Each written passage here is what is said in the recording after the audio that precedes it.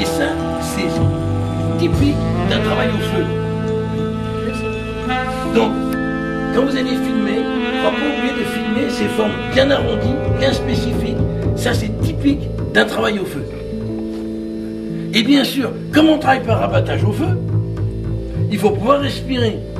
Ça veut dire que tous les 5-6 mètres, en bout de la fracture, on perçait une cheminée. Alors aujourd'hui, ces cheminées sont touchées, mais on voit les départs au niveau des galeries. Donc ça aussi, ce sera bien à filmer pour pouvoir bien montrer le cheminement. On a une roche très dure, on a le minerai, on va travailler par abattage au feu, et on pourra voir comme ça les différentes phases. Et pourquoi ces galeries ont des formes qui ressemblent plus à une grotte qu'à une mine. Le tronc et des galeries, c'est ce qui a donné ce type d'entrée. Mais il faut imaginer qu'en 1900, le front de falaise, lui, ancien, il était au niveau du bâtiment d'accueil. Tout ça a été détruit par l'exploitation de la carrière.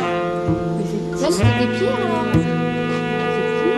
alors, attention, là on va visiter un réseau minier, mais en fait les mines elles se situent le long des vallées. Il y a 3 rivières qui arrosent Melle et les communes voisines. Il y a la Bironne qui traverse Melle, la Légère sur la commune de Saint-Léger, l'Argentière sur Saint-Martin-les-Melles. Et de chaque côté des vallées, on a creusé des réseaux miniers. Donc actuellement, je dirais qu'on connaît plus de 30 km de galeries sur une quinzaine de réseaux miniers. Donc ce qu'il faut bien imaginer, c'est que la moitié de la ville de Melle et des 2 communes voisines sont construits sur le type de structure dans lequel on va circuler. J'emménage à Melle et j'essaye de...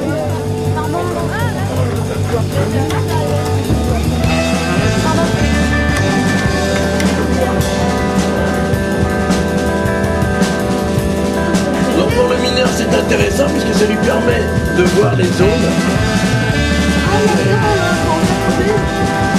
C'est là que ça peut être embêtant. Vous avez une fracture qui est dans ce sens-là. Donc les grands fonds, que la lumière elle est maintenant de même orientation. C'est d'autres affaires.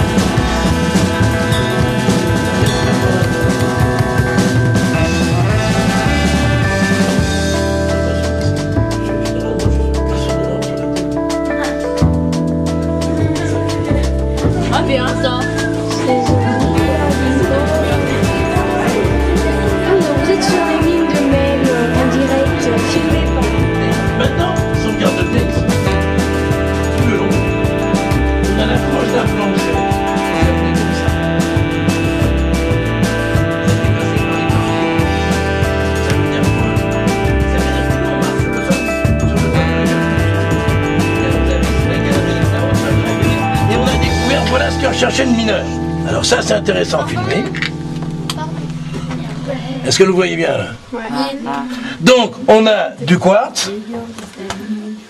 Et voilà les petits morceaux de galène.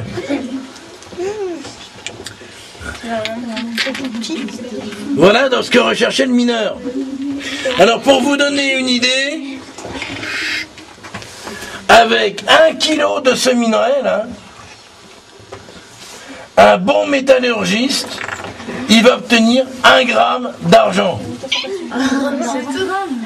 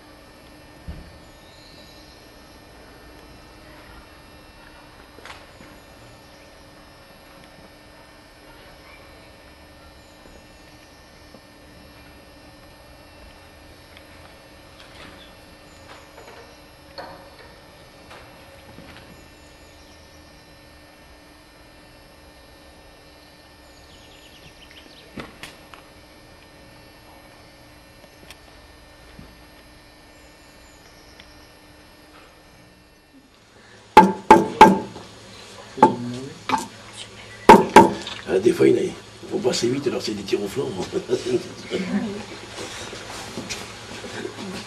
Alors,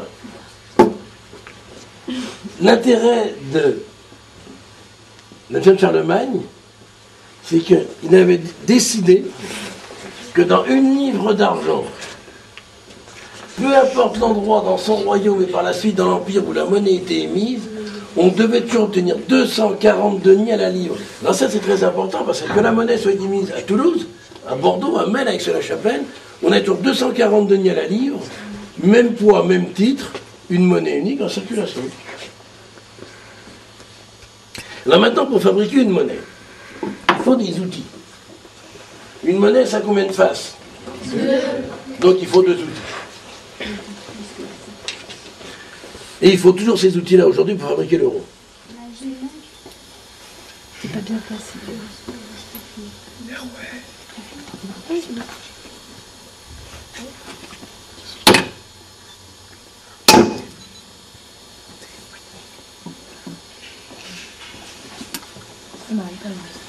D'accord.